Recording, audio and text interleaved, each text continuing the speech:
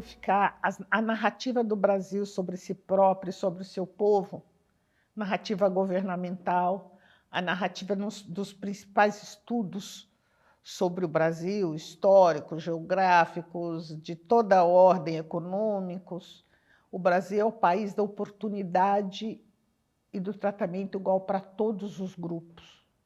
Então, até um certo tempo, esse era o discurso mais reproduzido e ainda aparece em corporações e instituições. Aqui, todo mundo tem a mesma oportunidade. Quem não consegue avançar é porque não tem competência ou não está devidamente preparado. Então, esta é a narrativa que o Brasil sempre teve sobre si próprio. Esse é um mito da democracia racial, porque se nós não tínhamos a outra, como nós teríamos a racial? E foram muitos estudos que vêm do IBGE, do SEAD, de diferentes grupos, principalmente o grupo de mulheres negras, que foram derrubando este mito. Mas o que caracteriza esse mito? Quando fala que todos têm a mesma oportunidade, o mesmo tratamento, e quem não se estabelece, não consegue ascender, é porque não tem competência. De um lado, primeiro você diz que quem está nos principais lugares de mando, de poder, está lá por competência. Depois você vai dizer que se os negros, as mulheres, os indígenas, os diferentes grupos não conseguem, é porque não tem competência. Então você isenta os brancos e culpabiliza os negros, os grupos que não conseguem. E, para fechar isso, muitos estudiosos de instituições vão nos mostrar que a narrativa que a instituição sempre constrói sobre si própria é que ali os produtos e os serviços vão atender todos os grupos. Esse é o começo de um trabalho numa instituição. Porque quando você faz uma primeira pesquisa, um primeiro censo, um primeiro estudo sobre qual o perfil dos contratados, qual o perfil dos diferentes grupos na instituição, você vai ver, você mostra para ela um retrato, e ela sempre diz, nossa, a gente aqui não discrimina, não sei como é que isso acontece. Então é legal esse momento, mostre um retrato de que todos os contratados, dos prestadores de serviço, têm sempre o mesmo perfil. E é assim que você começa um trabalho legal, com a foto, sem precisar falar muito. Vamos olhar para a foto. E aí olhar para os processos que fazem chegar a essa foto.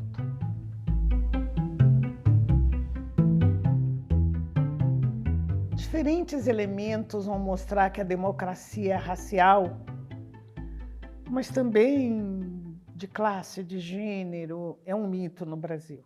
Os estudos que mostram, por exemplo, que tem uma invariável na evasão escolar de crianças negras, indígenas, quilombolas, no desempenho inferior desses grupos, não porque esses grupos tenham menos competência, mas é uma escola que não foi hospitaleira para esses grupos, um livro didático, a relação com os professores. Então, você pode notar isso na educação e vai até o ensino superior, grandemente modificado pelas cotas. Você olha a ação afirmativa e as cotas na universidade, vai ver que a entrada de pessoas negras muda o escopo teórico da universidade, muda a cara da universidade. Então, assim, uma ação que focaliza um determinado grupo que sempre esteve ausente, porque a instituição não foi pensada para este grupo, né? Ela sinaliza o tempo inteiro que lá não é lugar para aquelas pessoas, mas quando elas entram, elas enriquecem. E com todos os desafios que as universidades têm hoje para a população negra, você tem uma mudança. Se você pensar o trabalho, por exemplo, né? Você tem uma presença jovem negra muito grande nesse território dos aplicativos, nesse território das entregas com bicicleta, sabe, num território onde a informalidade é muito grande. Isso é história do Brasil, né? Mas, e você observa também que mesmo grupos com a mesma escolaridade competindo pelo trabalho, isso é antigo, não é de agora, né?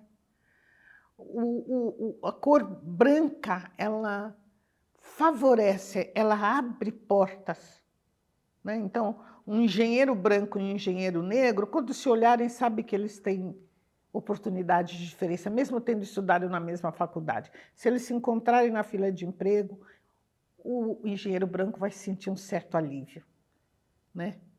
Opa, meu concorrente, eu já tenho um pontinho a mais, né? Então, isso vem mudando, isso vai mudar mais ainda, não há como brecar essa mudança, porque o país se tornaria muito, muito mais tenso.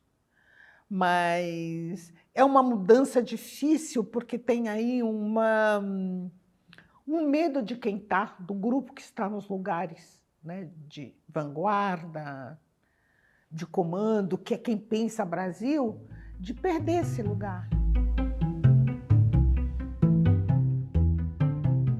É uma situação dramática no Brasil. Um grande percentual de assassinato de jovens negros pelo Estado brasileiro, através de seus aparatos militares, né? É muito dramático isso. Quem de nós não viu, né? Toda essa narrativa de que houve um confronto, mas o jovem negro, às vezes, é assassinado pelas costas, estando numa moto, dentro de um carro. Eu faço parte da Comissão Arnes, a gente acompanhou a Operação Escudo aqui em São Paulo, com as famílias, ouvindo as famílias, ouvindo famílias que disseram como é que ele poderia ter corrido se ele é um cadeirante. Não foi isso que aconteceu. Então, vendo coisas aqui e lá na Bahia. A Comissão Arnes cuidou desses dois temas, assim como o movimento negro. E você vê uma narrativa tentando explicar por que 4 vezes mais jovens negros são assassinados, inclusive num estado como a Bahia.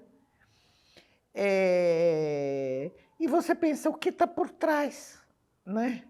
Porque certos braços do Estado precisam diminuir a presença negra, a existência negra. É preciso perguntar isso o tempo inteiro.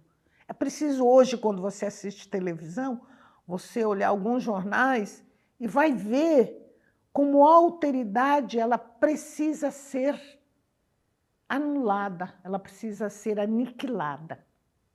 Então, tanto você precisa saber no que a alteridade, no que o outro incomoda, como você precisa saber do grande medo, do grande sentimento da ameaça de quem está nos lugares de decisão e poder.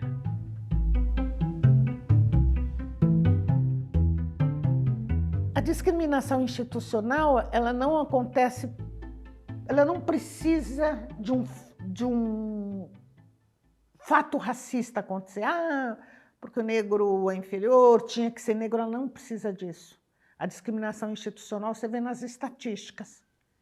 Entendeu? Você olha o conselho de uma determinada instituição, dessa que você está ou de outra, e vê a presença feminina, a presença negra, nas diretorias, né?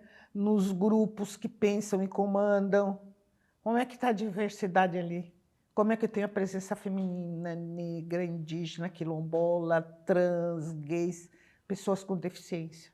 E aí você vê como é ameaçador o crescimento dessas vozes em tantos lugares e como ela provoca uma perversidade mesmo, entendeu?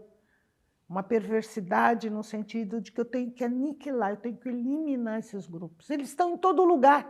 Eu tive numa reunião numa escola de elite aqui em São Paulo, e aí o diretor me falava, Cida, os pais dizem o seguinte, mas agora tem que aprender, meu filho tem que aprender tudo sobre preto, nunca foi aqui assim nessa escola, o que está acontecendo? Né? Tem que aprender nos livros, tem que ter dias de festividade, e é uma escola de elite, elite de elite. O desconforto de alguns pais de que a história negra, indígena, quilombola estava entrando no currículo, as festas, as bolsas de estudo. E, ao mesmo tempo, eu estava lá, porque alguns pais brancos disseram a gente não quer continuar contribuindo com uma sociedade que segrega os grupos. Olha que interessante, olha que legal. Eu tenho as duas coisas, elas não são fáceis de lidar, mas elas são possíveis de serem lidadas.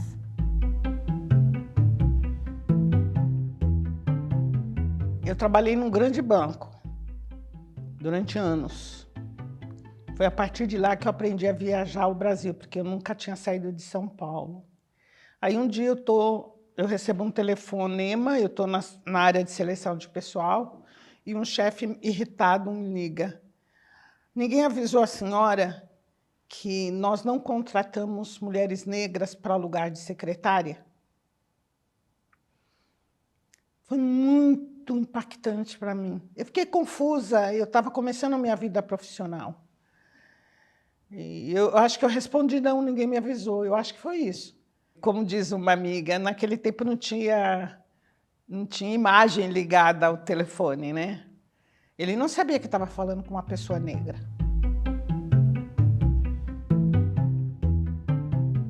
Eu contratei uma piloto, uma mulher branca, jovem, com bastante experiência de voo, mas a diretoria da organização onde eu estava não aceitava ela, porque para voar. Então, ela era uma pessoa que tinha menos volume de trabalho, porque os diretores tinham que viajar por São Paulo vendo barragens, e eles não confiavam nessa mulher. E foi uma das minhas seleções assim, mais desafiantes, né? Aí eu trouxe um fato ligado à questão de gênero. Muitos processos para colocar negros em lugares de poder, de chefia, eram bloqueados. Tinha sempre dois elementos que apareciam. Tem que representar a empresa junto a outros clientes, a parceiros, a stakeholders em geral, né? Não pode ser uma pessoa negra. A marca não pode ser associado a esta imagem negra. Uma outra coisa, quer dizer, eu vivi não poucas situações em que a própria organização sentia que aquela pessoa negra deveria ser chefe, mas a grande preocupação é como as pessoas brancas que seriam lideradas iam aceitá-la no lugar de liderança. Então, não só no lugar de recrutadora, mas no lugar de fazer seleção, era explicitado isso, e às vezes com certo desconforto, né, pelas pessoas de RH. Essa questão que eu trago no livro também, que uma profissional de psicologia me disse, eu não discrimino quando eu estou fazendo seleção. Claro que eu não quero que minha filha case com uma pessoa negra, eu não quero um neto negro. Não posso negar meu preconceito, mas quando eu estou avaliando a competência das pessoas, isso não entra. Aí eu te pergunto, como é que ela pode, estando com um candidato branco, negro, homem, mulher, no fim de um processo seletivo que começou com 100 e termina com 5, como é que ela pode assegurar que este preconceito de sentir o negro inferior não vai incidir na escolha de quem vai ser contratado? E aí tem outras formas, né? Quando você, por exemplo, olha organizações apoiando iniciativas, por exemplo, de empreendedorismo, de economia solidária, As instituições aí também não são negras, são brancas. O dinheiro sempre com muita frequência, a decisão sobre como lidar com os recursos está na mão de pessoas brancas. Então, às vezes, você tem o desafio de pessoas fazendo trabalhos muito interessantes e você não consegue o apoio a esses trabalhos no campo ainda, estou falando já no campo do negócio próprio, né, de iniciativa própria de mulheres negras, né? Então, os processos de seleção, eles sempre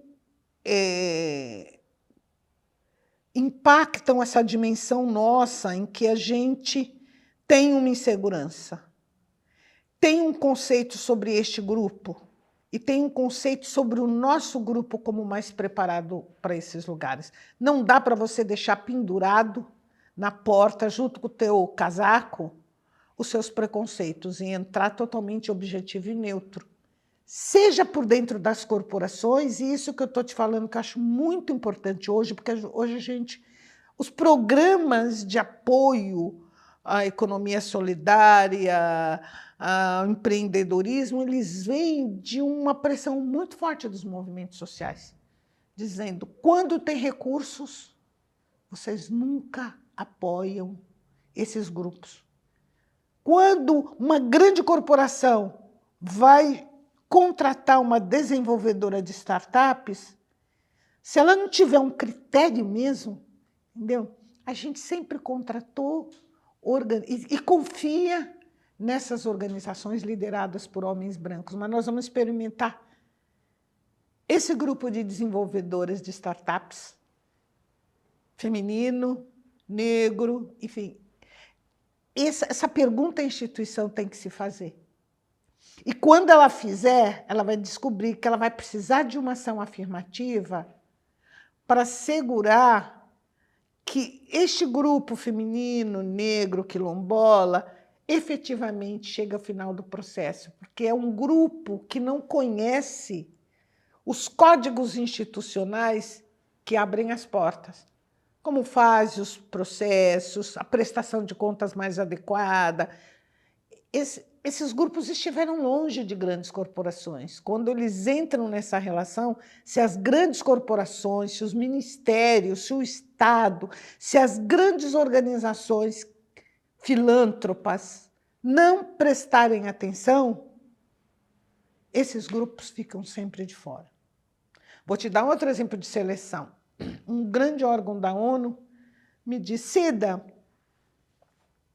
chegamos ao final do processo seletivo, vocês, mulheres negras, sempre pressionam para que a gente apoiem grupos negros. Nós não tivemos nenhuma organização negra chegando ao final. Nossa, mas a gente divulgou tanto esse edital, ninguém chegou ao final, não. Aí vai olhar os critérios. Um dos critérios, a organização que ia ser escolhida, ela precisava ter recebido 300 mil e provar que ela conseguia fazer gestão, prestar contas. E eu disse para ela, as organizações de mulheres negras, quilombolas, indígenas, elas nunca recebem esse valor. É pelo critério que você define quem chega no final de um edital. Então, quando você pergunta de processos de seleção, eu acho importante pensar tanto para dentro das instituições como para fora, entendeu?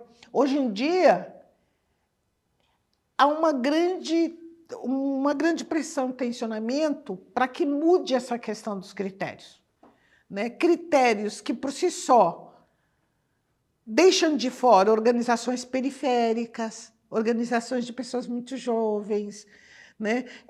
Eles precisam cair se você quiser democratizar, senão você define os mesmos critérios e chega sempre aos mesmos resultados, onde esses grupos não estarão.